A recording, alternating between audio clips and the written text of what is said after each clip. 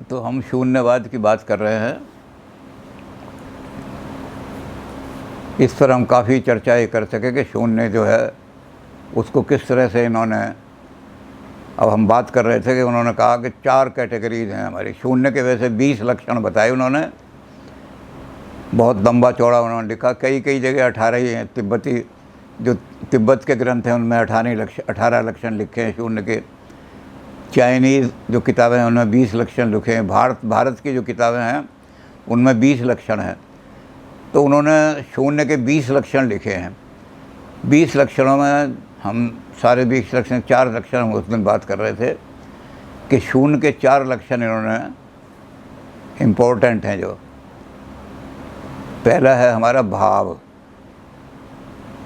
दूसरा है अभाव, तीसरा है स्वभाव, चौथा है प्रभाव। भाव लक्षण, अभाव लक्षण, स्वभाव लक्षण और पराभाव लक्षण यानी प्रभाव लक्षण। ये 4 लक्षण बड़े महत्व हैं।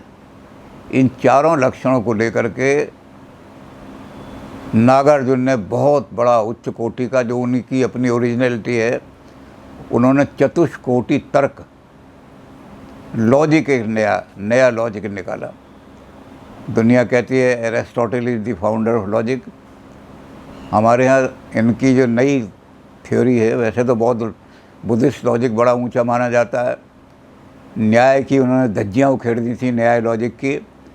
बुद्धिस्ट लॉजिक ने, बुद्धों ने बड़े बड़े लॉजिशियन, तर्कशास्त्री पैदा किए थे।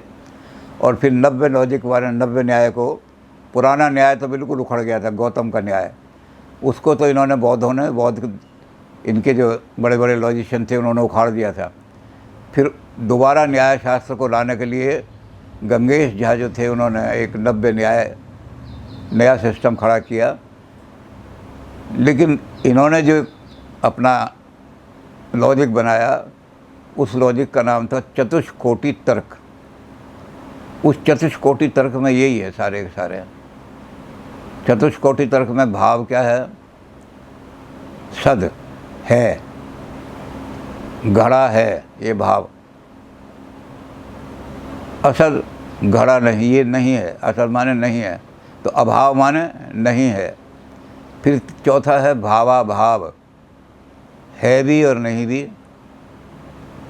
ऐसी चीज़ जो है वो, जैसे हमारे यहाँ न्याय में उदाहरण दिया है, ऐसे इन्होंने उदाहरण तो नहीं दिया, लेकिन इन्होंने कहा कि ये प्रपंच सारा जो है भाव अभाव यानी सेल्फ कंट्राडिक्टरी है, रज्जो सर्प भ्रांति। अब किसी चीज़ को आप कहेंगे है भी नहीं भी है तो बड़ा विचित्र सा लगेगा।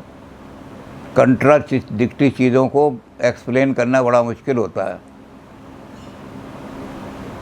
तो इन्होंने कहा तीसरी कैटेगरी है हमारी भाव अभाव, और चौथी कैटेगरी है, उसका मतलब अभय, ना भाव ना अभाव। उसमें भाव भी नहीं है, नहीं है, नहीं है और नहीं नहीं है। तो 4 कोटि इन्होंने बनाई हैं। चारों कोटि तर्क के बना करके इन्होंने सारी चीज़ों पर, एक एक चीज़ पर इन्होंने न्याय सिस्टम लिया, उस पर चारों लागू की और न्याय की सारी खंडन कर दिया इन्होंने। वैशेषिक की कैटेगरी ली और उन पर ये चारों कैटेगरी तर्क की लगा करके उनका खंडन कर दिया कि सारी की सारी बेकार हैं, शून्य है, अनस्तित्व है, नकली, झूठी हैं। तो इनका चतुष्कोटि जो लॉजिक है नागार्जुन का, उसका खंडन करना लोगों के लिए बड़ा मुश्किल हो गया। इतना ज़बरदस्त लॉजिक बना के खड़ा किया और उस लॉजिक के आधार पर एक एक चीज़ को ही परखते रहे। तो सारे 20 का वर्णन तो जिसने देखना होगा सारा लॉजिक देख लेगा, इनकी को देखेगा, इनकी जो कारिका है, माध्यमिक कारिका। लेकिन इन 4 के आधार पर इन्होंने सबको खंडन करना शुरू किया और खंडन करके मीमांसा का भी खंडन किया और फिर सब में दिखा दिया कि सब शून्य है, जितने भी हैं।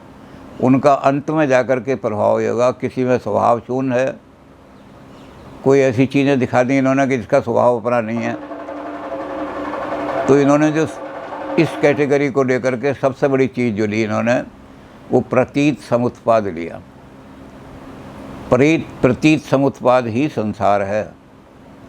ये जो सारा संसार है, जिसको बुद्ध की उन्होंने दो कैटेगरी, दूसरी कैटेगरी बुद्ध ने रखा था, सर्वम दुखम, फिर दुख का कोई हेतु है, दुख का कोई कारण है, तो दुख का जो कारण है उसमें उन्होंने उसका नाम दिया था उन्होंने प्रतीत समुत्पाद, और उसके 12 निदान बताए थे, यानी लिंक, 12 उसके लिंक बताए थे। तो उन्होंने प्रतीत समुत्पाद पे ये चारों कैटेगरी लागी कि प्रतीत समुत्पाद का कोई निदान, 12 निदान में से कोई निदान है तो दिखाई देता है, वो है जो निदान है वो तो किसी दूसरे पर निर्भर कर रहा है। वो पहली चीज़ से तृष्णा से हमारे वेदना उत्पन्न होती है, वेदना से फिर भव तृष्णा उत्पन्न होती है, भव तृष्णा से जन्म मरण सारा होता है। तो इन्होंने कहा जितने भी हमारे 12 की 12 कैटेगरी हैं जिनसे सारा संसार निर्माण है, जन्म मरण से लेकर के, अज्ञान से लेकर जन्म मरण तक, वेदना षडानंद जितने भी सब हैं वो सब एक दूसरे पर निर्भर करके दिखाया इन्होंने कि कोई भी कैटेगरी ऐसी नहीं है जो अपने स्वभाव से संसार के अंदर अस्तित्वान रहती हो, वो दूसरे पे निर्भर रहती है। कॉज में से इफ़ेक्ट पैदा होगा तो इफ़ेक्ट पैदा होगा, नहीं तो इफ़ेक्ट नहीं पैदा हो सकता। तो इफ़ेक्ट का अपना कोई स्वभाव नहीं है। अब जब स्वभाव शून्य है तो उसको हम कैसे कहते हैं सत है ये। और चूँकि वो अस्तित्वान दिखाई दे रही है, वेदना दिखाई दे रही है, दुख है, सुख है, आनंद है, क्रोध है, ये सब चीज़ें दिखाई दे रही हैं, तो इनको मना भी नहीं कर सकते। तो इसका उदाहरण देते हुए हमारे बहुत बड़े विद्वान थे जो बनारस यूनिवर्सिटी के हेड थे, वो कहते थे कि आप इसको समझना चाहते हो कि कैसे समझोगे, कैसे करोगे इसको। तो कहते मेरी क्लास में बनारस में एक लड़का पढ़ने आ गया, वो किन्नर था। तो कहते वो किन्नर था, मैंने एक दिन क्लास में लड़कों का मैंने उसको कहा खड़ा हो जा, तो खड़ा नहीं हुआ। कह जी मैं तो किन्नर हूँ, मैं महिला हूँ। कहते दोबारा मैंने कहा खड़ी हो जा, कहते मैं तो लड़का हूँ। तो कहते अब मैं सोचने लगा कि जो चीज़ कंट्राडिक्टरी है दिनाग ने कैसे एक्सप्लेन किया होगा जब मैं इतनी छोटी सी समस्या में एक्सप्लेन नहीं कर पा रहा। तो कहते मैंने फिर आगे अपना याद कर लिया कि चाहे लोग ये कहें भाई भाषा बोलनी नहीं आती, इसने बड़े प्रोफेसर को, कि मैंने ये कर लिया, खड़ा हो जा, खड़ी हो जा। मैं जब उसको बात करता तो मैं कहता हूँ मोहनलाल, मोहन खड़ा हो जा, खड़ी हो जा। तो उन्होंने कहा कि इतनी समस्या आ जाती है छोटी चीज़ में। तो एक बनारस का हेड भी कहता था कि कैसे उसने दिनाग ने कैसे सेल्फ कंट्राडिक्ट चीज़ों को कैसे एक्सप्लेन किया होगा। लेकिन दिनाग ने कहा कि ये जो चीज़ें हैं इनका अपना कोई स्वभाव नहीं है। वो लड़का है या लड़की है, क्या स्वभाव है इसका। तो जब कुछ स्वभाव नहीं है तो स्वभाव शून्य हो गई वो चीज़। इसी तरह से उन्होंने फिर एक निदान को लेकर के, 12 निदान है, 12 निदान को लेकर के कहा कि सारे के सारे 12 निदान जो है वो सारे के सारे स्वभाव शून्य हैं, किसी का भी अपना स्वभाव नहीं है, सब स्वभाव शून्य। और स्वभाव शून्य का मतलब शून्यता ही है, और कुछ नहीं है, अपना कोई स्वभाव ही नहीं है उनका, अपनी कोई नेचर ही नहीं है उनकी। इसी तरह से उन्होंने कहा कि पराभाव जो है उसमें होता है।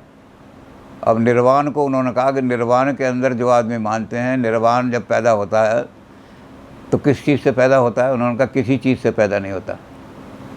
निर्वाण में क्या होता है, तृष्णा बुझ जाती है, निर्वाण को पैदा कोई नहीं करता। तो कोई चीज़ से पैदा नहीं होता, तो निर्वाण के अंदर एक पराभाव है, ऊंचा भाव है। और वो ऊंचा भाव निर्वाण में होने की वजह से क्या होगा कि निर्भाव सारे जितने भी धर्म हैं, जितने भी प्रेडिकेट हैं, जितने भी उसके अंदर क्वालिटीज़ हो सकती हैं, जितने भी गुण हो सकते हैं, वो सबसे शून्य है, बुझ गया। और नेगेटिव तो बुझ गया, उसमें पॉजिटिव कोई क्वालिटी नहीं। तो निर्वाण भी इस तरह से सारे उनसे शुद्ध, सब धर्मों से शून्य हो गया। तो इस तरह से उन्होंने 12 की 12 कैटेगरी को निर्वाण तक दिखा करके सारा ही शून्य है। अब निर्वाण जो है उसकी जब व्याख्या की उन्होंने कि निर्वाण की मैं व्याख्या करता हूँ। निर्वाण की जब व्याख्या करने लगे तो कहने लगे कि 2 तरह के आपको दुनिया में सत्य मिलेंगे। एक तो सत्य जो हम कल भी थोड़ी सी बात की थी, एक तो सत्य मिलेगा हमारा समृद्धि सत्य, और एक मिलेगा हमें परमार्थ का सत्य। परमार्थ सत्य जो है वो तत्व का ज्ञान कराता है। तो एक तो परातत्व हो गया,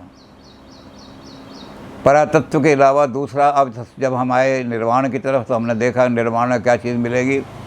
निर्वाण में मिलेगी शांति। और ये शांति, जैसा कि अभी दिन्नाग ने सिद्ध किया था, इन्होंने नागार्जुन ने सिद्ध किया था कि ये जो शांति है ये सारे धर्मों से, जितने भी धर्म हैं, जितने भी प्रेडिकेट हैं, उन सब से रहित है, इसमें कोई प्रेडिकेट नहीं है।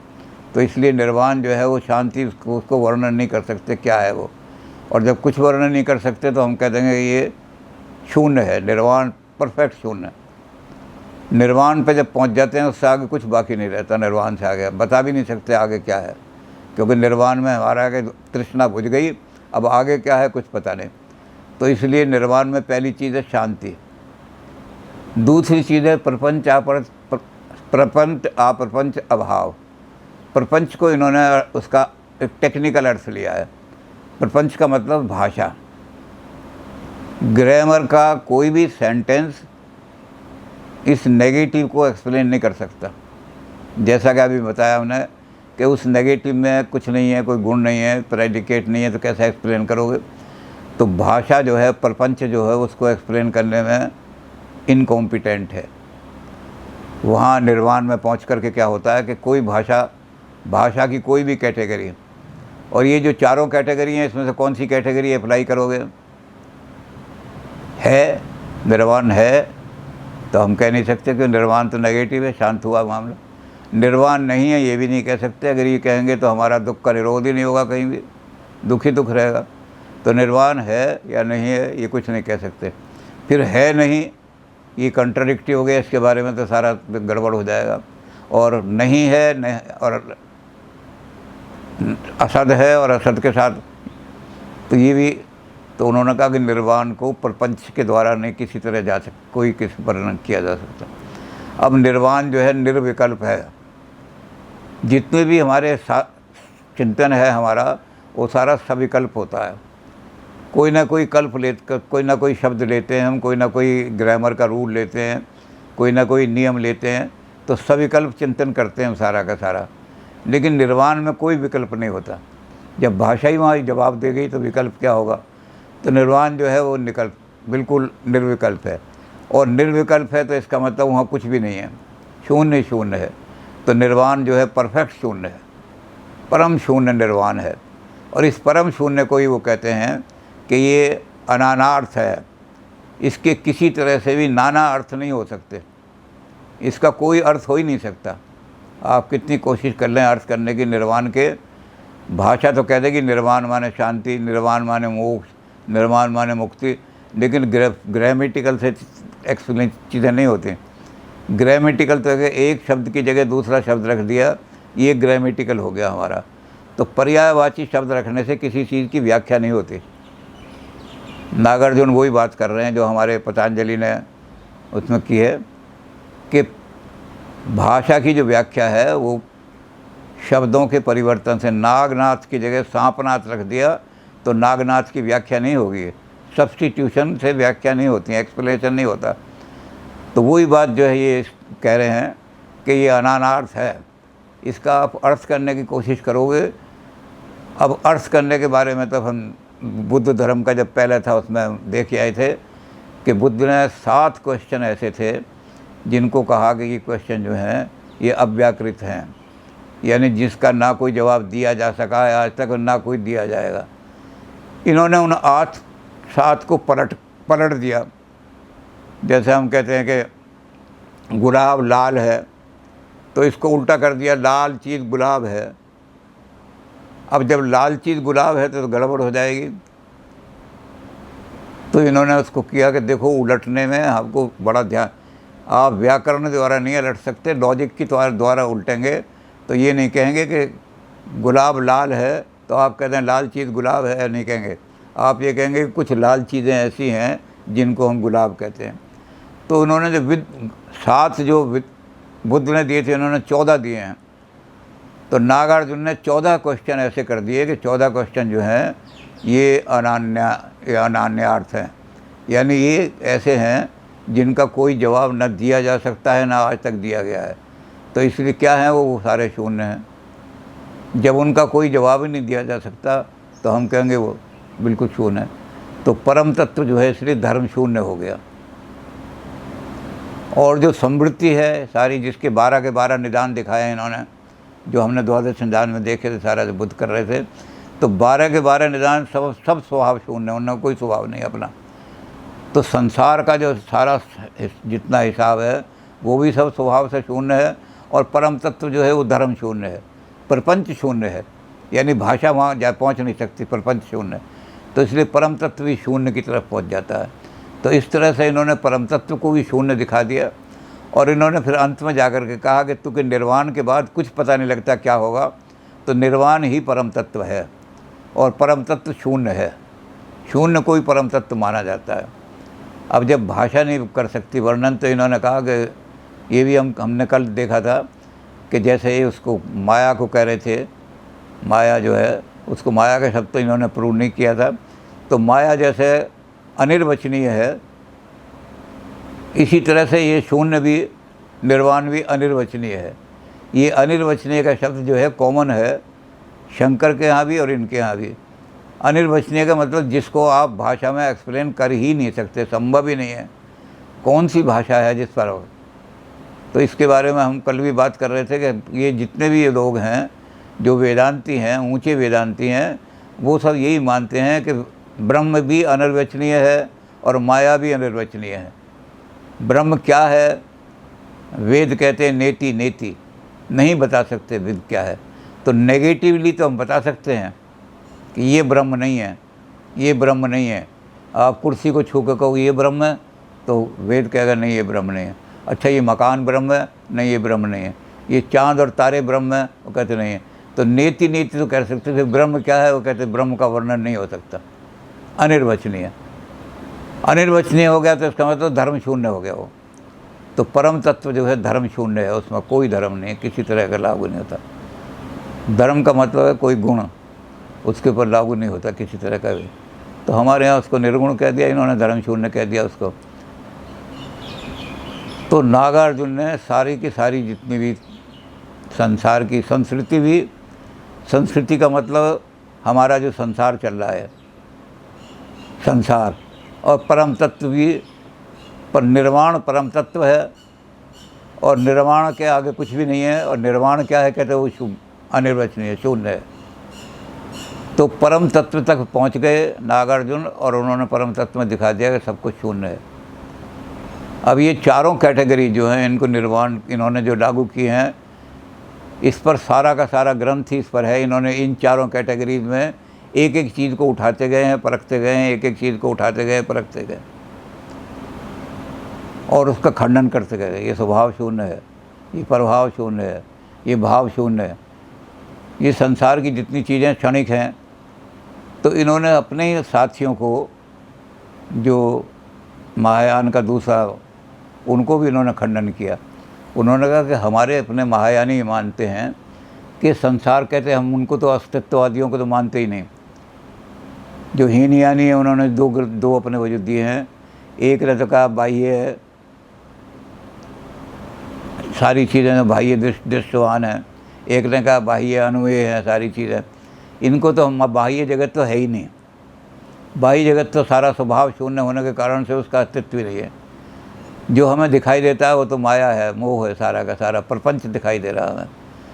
तो इन्होंने उसको तो खंडन कर ही दिया का सारा था। लेकिन उन्होंने कहा कि जो हमारे अपने साथी हैं वो कहते हैं कि आलय विज्ञान ही सत्य है। आलय विज्ञान का मतलब चित्त, और आलय विज्ञान का मतलब मन। आलय विज्ञान का मतलब हमारी जो बुद्धि।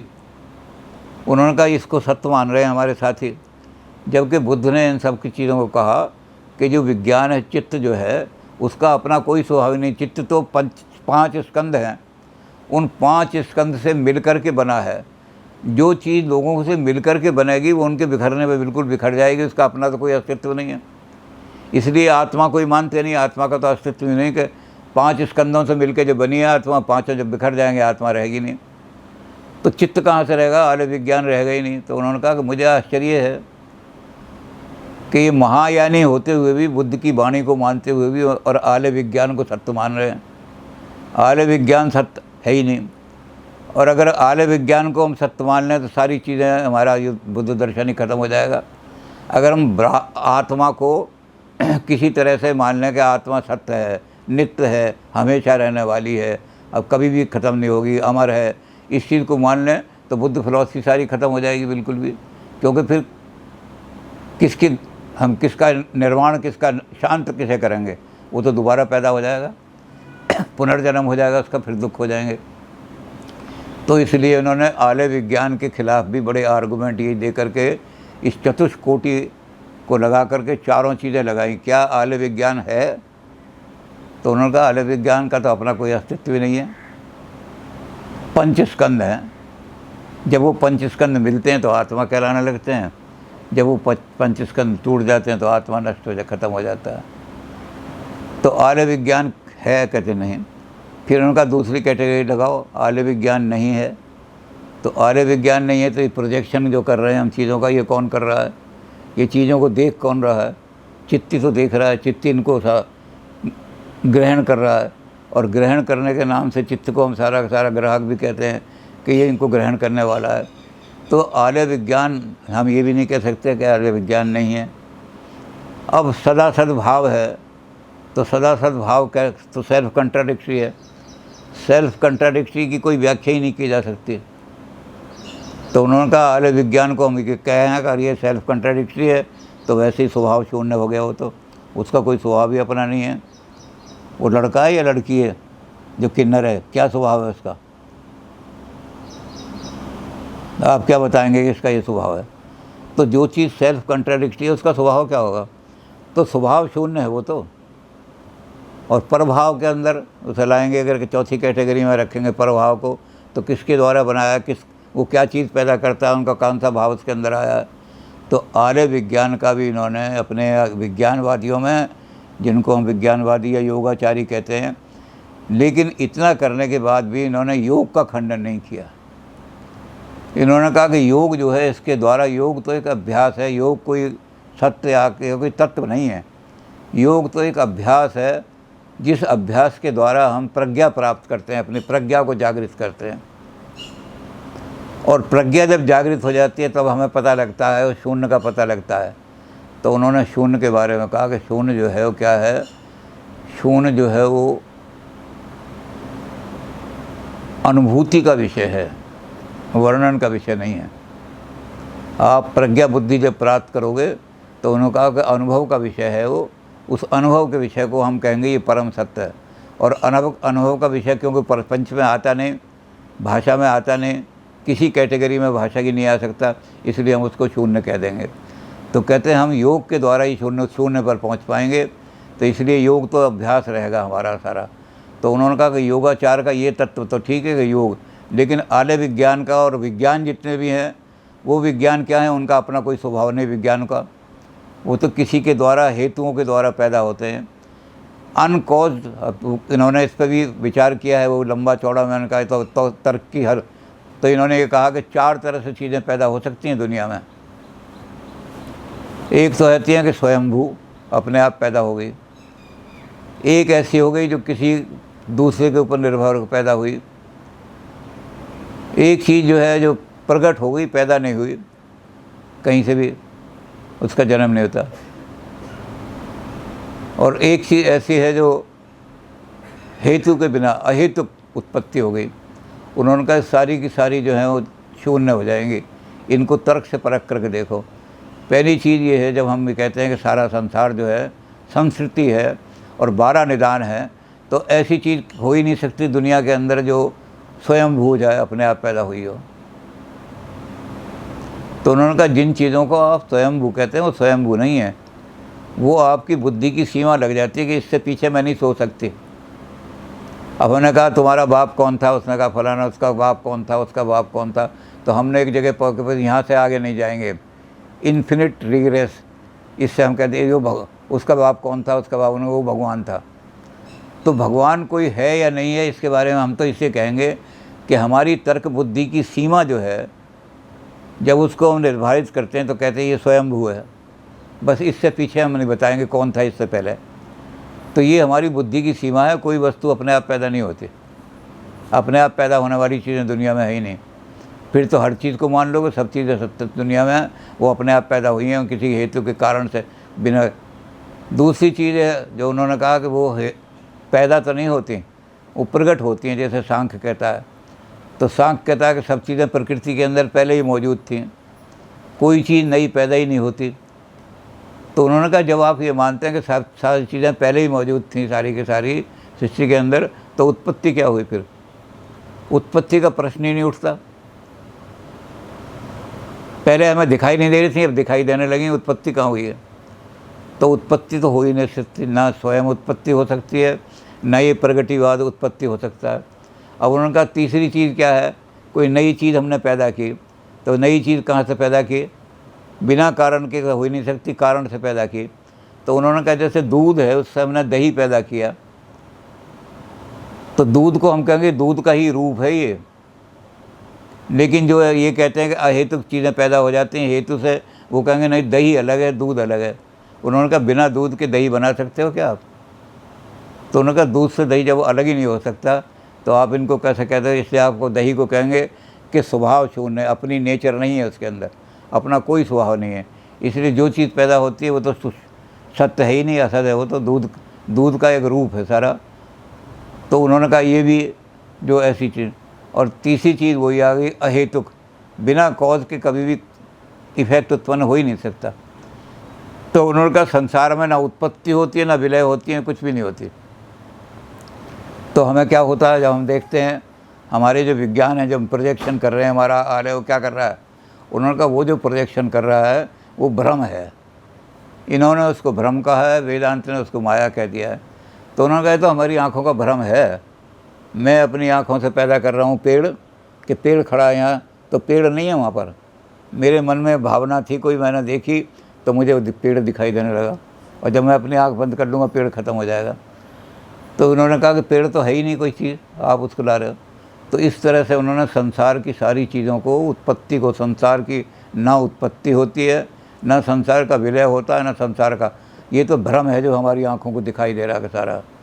तो नागार्जुन ने एक एक चीज़ को लेकर के, सारा बहुत लंबा ग्रंथ है उनका, उन्होंने एक एक चीज़ को लेकर के सारी चीज़ों का को दिखा दिया कि सब चीज़, किसी में धर्म शून्य है, कोई भाव शून्य है, कोई पराभाव शून्य है, कोई प्रपंच शून्य है।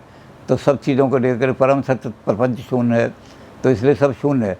तो अंत में उन्होंने कहा कि निर्वाण ही परम सत्य है और निर्वाण शून्य है, निर्वाण कुछ नहीं है। निर्वाण नाम की जो चीज़ है उसका कहीं ना वर्णन हो सकता है, ना उसका बयान हो सकता है। वो क्या हो सकता है? केवल अनुभूति। जिन्होंने निर्वाण प्राप्त किया है उन्हें अनुभूति हुई है कि तृष्णा बुझ गई, लेकिन वो किसी को बता नहीं सकते कि क्या अनुभव हो रहा है। तो ये तो अनुभूति का विषय है। वेदांत वाले भी यही कहते हैं कि ब्रह्म जो है सिंपल चीज़ों की व्याख्या नहीं हो सकती।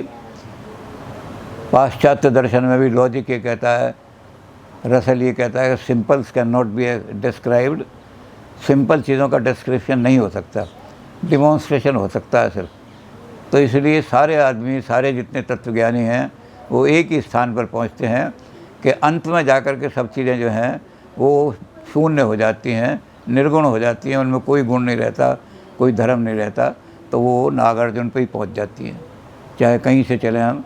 और उसी नागार्जुन को लेकर के शंकर ने अपने ब्रह्म को निर्गुण यानी अनिर्वचनीय कह दिया, उसी को लेकर के माया को निर्वचनीय कह दिया। तो ये अनिर्वचनीय का अर्थ ये है कि वो जो है सब चीज़ें शून्य में पहुंच जाती हैं। और ये शून्य क्या है? निर्वाण। बस निर्वाण ही परम सत्य है। वो निर्वाण परम सत्य जो है उसका वर्णन नहीं हो सकता, इसलिए वो शून्य शून्य है। तो शून्य को इन्होंने परम सिद्ध इस तरह से सिद्ध कर दिया। ये सारा द्वंद्व न्याय जो है इनका, ये इतना कठिन है कि इसको तोड़ना ब्राह्मणों के लिए, न्याय के लिए बड़ा मुश्किल हो गया था। इसलिए सबने सरेंडर कर दिया था और नव्य न्याय दोबारा बनाना पड़ा इसको लाने के लिए। तो नागार्जुन का सारा शून्यवाद जो है वो सारे जितने उनको डिमोलिश करके और इस जगह पर पहुंच गए।